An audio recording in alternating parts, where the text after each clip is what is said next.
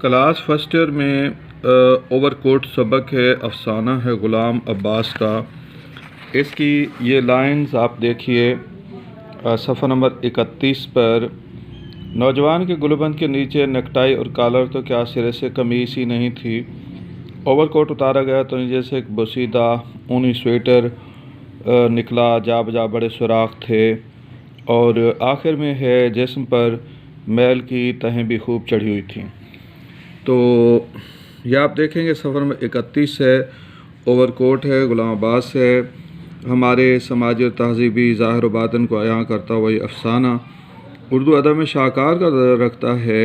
ایک خوش پوش نوجوان کا زندگی کی رنگا رنگی سے گزرنا، سیٹی بجانا، چھڑی گھمانا، قالینوں کے نرخ پوچھنا، رسالوں کی ورگردانی کرنا، ریستوران کے باہر ساز سننا، گرام فون ریکارڈوں کی فہرست حاصل کرنا، ایک خوبصورت جوان جوڑے کا تعاقب کرتے ہوئے لاری کی لپیٹ میں آ جانا، اور آپریشن تھیٹر میں اس کی خوش پوشاکی کا بھرم کھل جانا، یہ سارے اہم واقعات ہیں۔ اور یہ عبارت سبق کے درمیانی حصے سے لی گئی ہے، یہ یہاں پہ لکھا جائے گا تشریح کے اوپر۔ اور تشریح طلب عبارت میں افسانہ نگار نے افسانے مرکزی کردار نوجوان کی غربت کا حال بیان کیا ہے، جو خوب بنٹھن کے لاہور کے مال روڈ پر جنوری کے ہفتے کی ایک شام کو نمودار ہوتا ہے۔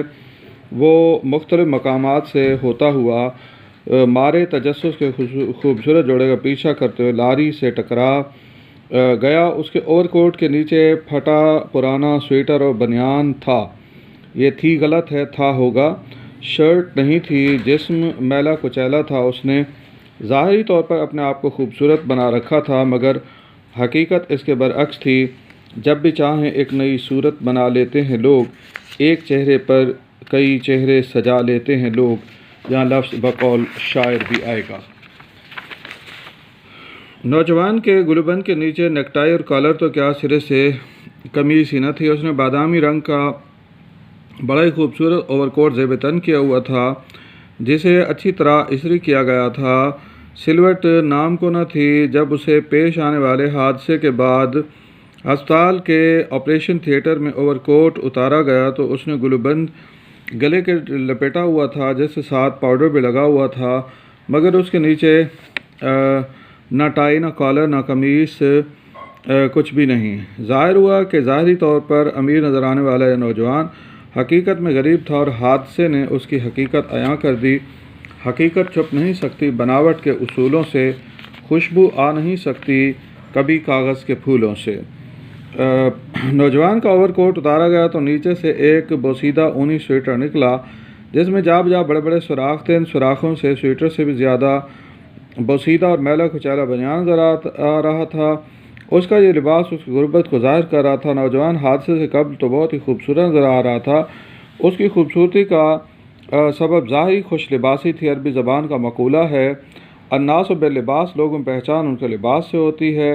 حادثے نے نوجوان کی خوش پوشاکی کا بھرم توڑ دیا۔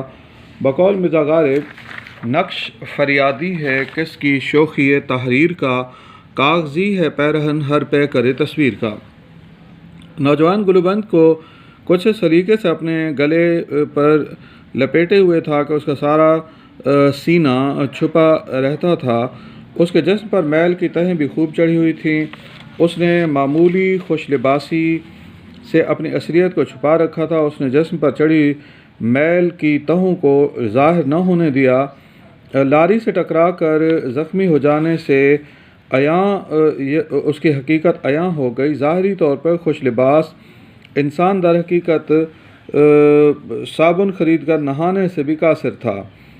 یہاں لفظ انسان کی جگہ نوجوان آنا چاہیے۔ وسائل کی غیر منصفانہ تقسیم سے سماج امیر و غریب میں تقسیم ہو گیا۔ ایک طرف طبقہ امراء جن کو صابن، شیمپو، سرد و گرم پانی، عطر، خوشبو میسر ہیں، اور دوسرے غرباء ہیں جو بنیادی ضروریات سے بھی محروم ہیں، جن کی زندگی میں یہ شعر صادق آتا ہے، زندگی اپنی جب ایک شخص سے گزری غالب، ہم بھی کیا یاد کریں کہ خدا رکھتے تھے۔ غلام عباس لاہور میں اپنے گھر دوستوں کے ساتھ بیٹھے ہوئے تھے۔ صاحب نے مال روڈ پر کسی کیفے پر جانے کا فیصلہ کہ غلام عباس کے پاس صاف شرٹ نہ تھی۔ انہوں نے بنیان پر اوور کوٹ لے لیا، خود کار چلا رہے تھے، مال روڈ پر لاری کے سامنے آ گئی اور اچانک حادثے سے بچ گئی۔ ان کو خیال لاحق ہوا کہ اگر وہ اسی حال میں مر جاتے تو ہسپتال میں لے جایا جاتا تو لوگ کیا سوچتے کہ ان پر ڈھنگ کا لباس بھی نہیں ہے۔ یہ افسانہ اس حقیقت کا پردہ چاک کرتا ہے کہ ہمارے معاشرہ ظاہراً خوشنما، اسلامی اور نہ جانے کیا کچھ نظر آتا ہے، مگر اندر سے کتنا بدحیت اور بدصورت ہے، جھانکنے سے معلوم ہوگا۔ جھانکنے کی ضرورت ہے۔ ہر فرد اپنی اصلیت کو چھپانے کی از حد کوشش کرتا ہے، مگر زمینی زمانی حادثے پردے چاک کر دیتے ہیں۔